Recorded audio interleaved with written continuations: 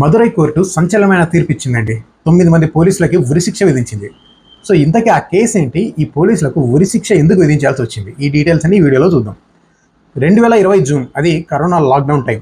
ఆ టైంలో lockdown rules పాటించలేదని చెప్పి మొబైల్ షాప్ని ఎక్కువసేపు తెరిచి ఉంచారని చెప్పి ఇద్దరు తండ్రి కొడుకుల్ని పోలీసులు అరెస్ట్ చేశారు.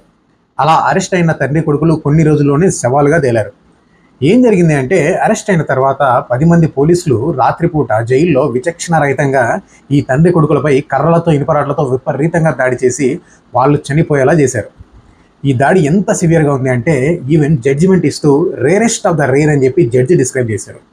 సిబిఐ ఇన్వెస్టిగేషన్లో క్లియర్ కట్గా ఈ పోలీసులు హత్యకు పాల్పడ్డారని చెప్పి ఎవిడెన్స్ దొరికింది. ఈ ఇన్వెస్టిగేషన్ బట్టి మదురై కోర్టు 9 మంది నిందితులకు ఉరిశిక్ష విధించింది. అంతేకాదు, ₹1,40,00,000 విక్టిమ్ ఫ్యామిలీకి ఈ పోలీస్ ఆఫీసర్స్ చెల్లించాలని చెప్పి కూడా తీర్పిచ్చింది. ఇలాంటి తీర్పును మనం వెల్కమ్ చేయాలి. ఎందుకంటే lock up deaths, custodial tortures అనేవి ఎప్పుడు జరుగుతూ ఉన్నాయి. వాటి పట్ల కోర్టులు కఠినంగా వ్యవహరిస్తే తప్ప ఈ సిచ్యువేషన్లో మార్పు వచ్చే పరిస్థితి లేదు. ఈ వీడియో సేవ్ చేసుకోండి, షేర్ చేయండి, మీ ఒపీనియన్స్ కామెంట్స్ రూపంలో తెలియజేయండి. Thank you so much.